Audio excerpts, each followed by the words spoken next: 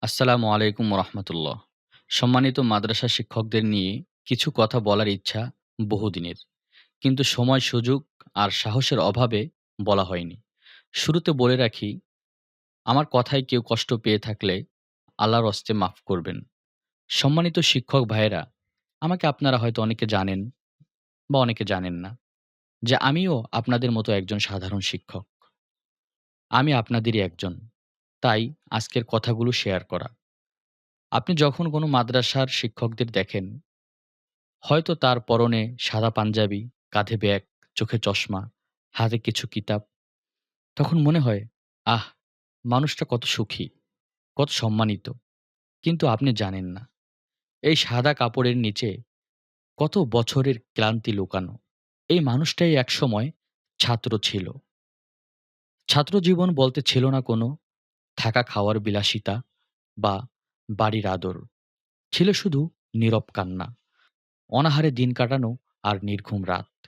সেই ছাত্র যখন শিক্ষক, তখনও তার জীবন বদলায় না। কোনো রকম থাকার একটু জায়গা, খাবারটা সেই আগের মতন, কোনো রকম আধা পেট খেয়ে চলতে থাকে।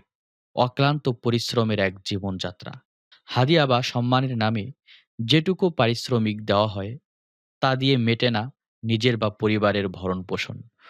কোনো রকম নুন আনতে পান্তা ফুরানোর মতো অবস্থায় চলতে থাকে একজন সাধারণ শিক্ষকের জীবনতরী। পরিবারের সদস্য হয়েও তাকে পাশে পায় না পরিবার। মিটাতে পারে না সন্তানের সামান্য আবদার। চাইলেও যেতে পারে না মা-বাবার অসুস্থতায় বা স্ত্রীর চিকিৎসায়।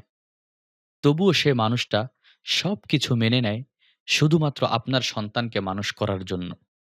কেউ তো একটা বারের জন্যও বলে না, আপনিও মানুষ, আপনারও বাঁচার অধিকার রয়েছে।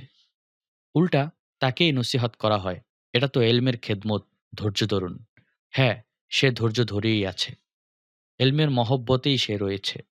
কিন্তু সমাজ কি তার এই খেদমতের কোনো মূল্যায়ন করে? উল্টো তাকে সবসময় হেয় করা হয়, নিচু চোখে দেখা হয় সমাজের প্রতিটি স্তরে। এইজন্য আসুন, আমরা শিক্ষকদের সম্মান করতে শিখি, শিক্ষকদের মর্যাদা করতে শিখি। তাদের পাশে দাঁড়াই, তাদেরকে ভালোবাসি।